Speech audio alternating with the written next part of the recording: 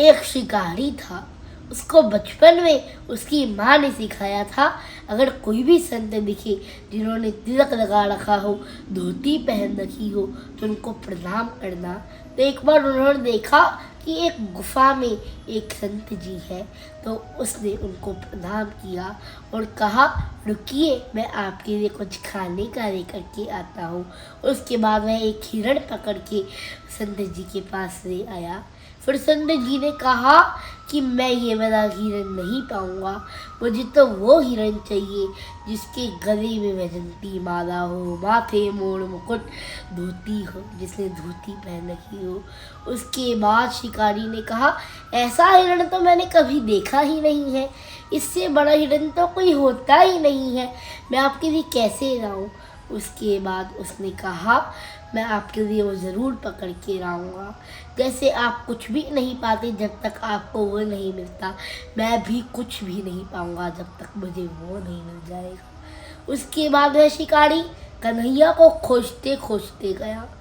बोला, हे मोड़ मुकुट वाले अब तो आजा, हे वैजंती माला वाले अब तो आजा, हे धोती पहनने वाले अब तो आजा। तो बार बार बोल रहा था। 4 दिन हो गए, वह उसने कुछ भी नहीं खाया था, वह भूखा था, तो उसके शरीर से प्राण ही निकलने वाले थे। तो उसने कहा, कुछ खा लो। तो उसने कहा, नहीं, मैं कुछ भी नहीं खाऊंगा। गुफा में जो संत जी हैं वो भी तो भूखे हैं, लेकिन वो भी अभी तक जीवित है, मैं उस हिरण को पकड़ के ही कुछ पाऊंगा। उसके बाद उसने एक कान्हा जी को पुकारा था, हे मोड़ मुकुट वाले आओ। तो कान्हा जी तो इतने दयालु हैं, इतने करुणामय हैं, कान्हा जी ने उसको दर्शन दिए। और जैसे ही दर्शन दिए, उस शिकारी ने कान्हा जी को जाल में पकड़ लिया, अपने जाल में फंसा दिया। उसके बाद वह संत जी के पास लेकर के गया, ये मुझे मिल गया।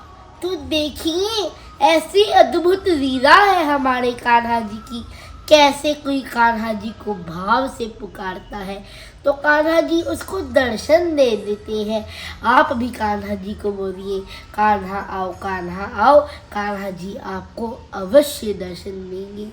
कन्हैया कन्हैया पुकारा करेंगे, रताओ में ब्रज की निहारा करेंगे, कहीं तो मिलेंगे वो बांके बिहारी, उन्हीं के चरणों में शीश झुकाया करेंगे। कन्हैया कन्हैया पुकारा करेंगे, लताओं में ब्रज की निहारा करेंगे।